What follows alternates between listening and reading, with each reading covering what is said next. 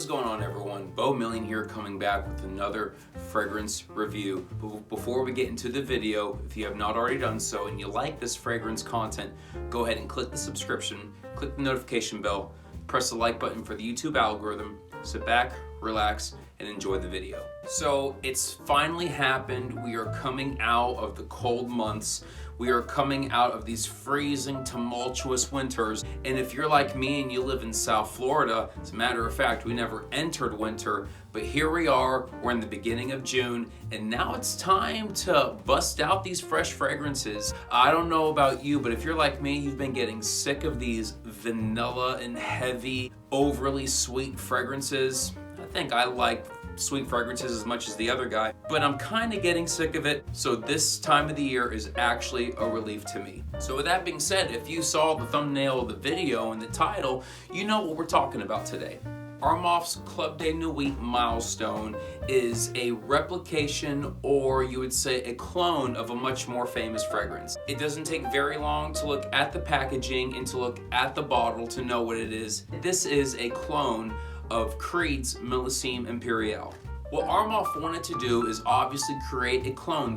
They are a clone company, so they wanted to replicate this very high-end niche fragrance that many people talk about. And so Club de Nuit Milestone was their answer to that. Now Armaf does tons of clones of tons of Creed fragrances and tons of fragrances in general, but this one is a different one in my opinion. See, Milestone Imperial is a famous fragrance because it's from a famous niche house, but it's almost not as appreciated as some of the other fragrances within the Creed lineup. But I'm very glad that Armaf did a replication of Milestone Imperial, or a clone of that fragrance, because this fragrance, as a matter of fact, is actually very appealing. Let's start with presentation. The box is real nice, and when you look at the presentation, you can tell they put a lot of great effort into it. There's the name of the lineup of fragrances, there's the name of the fragrance, and they even put a little rhinestone in there to kind of make it nice, which is a nice little touch. When you open the box, you're opened with this nice little logo, the Armaf logo, and it's just neat presentation. But of course, we gotta keep on opening. So we keep on opening, we go through the mystery maze of all these different things, and we find ourselves at the fragrance. And the presentation of this fragrance is amazing. This gold-like bottle is really neat to look at. The rhinestone details within the cap and throughout the bottle are very appealing to look at, and I really appreciate that. There's a little chain on the bottle, which I really don't know what that means, but I think it's a nice little touch that I never thought I would actually appreciate. And the cap is nice too. It's a nice click-on cap. Doesn't seem to break, hopefully at least. And the cool little thing is, if you need to spray your fragrance on and look at yourself in the mirror at the same time, you can do so with the bottle. A little bit more information about this packaging. You have the batch number at the bottom, as the date that the fragrance was made, the concentration, and even it's made in France, which I did not think that this would be made in France. But of course, the most important part of the fragrance is how does it work and how does it smell?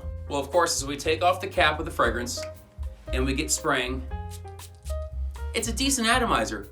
I like that smell. It doesn't make sense that the level of quality of this comes from a fragrance that costs only the amount that it costs. Oh, by the way, I purchased it on aurafragrance.com, and I got this 3.5 mils for $30. That's pretty great in my opinion. So that being said, how does it smell? Now, if you go on Fragrantica, it's gonna tell you there's marine notes at the top, woodsy notes in the center, and then there's some fresh notes at the bottom, and the whole list of it, right? Whatever Fragrantica says. But I also wrote down the top notes, the middle notes, and the base notes. Top notes are C notes, red fruits, bergamot. Middle notes are violet, white woods, sandalwood. And base notes are musk, ambroxan, and vetiver. And I gotta say, with this fragrance, I really do notice the C notes at top. As a matter of fact, I think that's the most prominent note off the top, is those C notes. Am I noticing bergamot? A little bit. Am I noticing red fruits? Not really, but those two other notes are just supporting the C notes in the top. But of course, as the fragrance begins to dry down and we really kind of get to the heart of the fragrance, it really becomes a little bit more of a drier type fragrance, which makes sense because some of the woods are in there, right? The C notes are still kind of noticeable, but you really get into the wood notes now and even some of that sandalwood. Then as it really dries down, you're in the base of the fragrance. Then it really becomes a much more drier vetiver type like fragrance, but it doesn't deviate away from the original of the fragrance, those original C notes. This fragrance is a really, really great fragrance in my opinion, considering the fact that it is very, very versatile. As you can see, I'm wearing what I'm wearing. I wore this fragrance to the office today. Sometimes when I'm working outside, I'll wear this fragrance outside. And it seems that no matter what environment I'm working in, when people have the courage to react or give a compliment, I've only had compliments with this fragrance. That's a really, really good thing. And that's both indoor and outdoor. Most importantly though is how long does it last? This fragrance you might need to overspray a little bit, but that's kind of all depending on you. I get a little weird and I do 8 sprays. 4 in the front of my neck and then 4 throughout my shirt. Is that overkill? Possibly, but keep in consideration, this is a $30 fragrance. It's not going to perform like Dior Sauvage Elixir. It's a $30 clone of a much more expensive fragrance. So with that being said, I am getting the 6 to 8 hours with this fragrance. When I spray it on my shirt, it maintains a little bit more of the C notes vibe, but it is a little bit more long lasting. When I spray it on my skin, those C notes are present, but then you really get more of the base and heart notes that are prominent within the fragrance. That being said, however you want to spray it and however you prefer to wear this fragrance, Club de Nuit Milestone is a great option for you. And once again, $30, however much you need to spray all day. It's only $30. Nonetheless, you cannot go wrong with this fragrance. Well, thank you so much guys for tuning into my channel one more time where we talk about fragrances.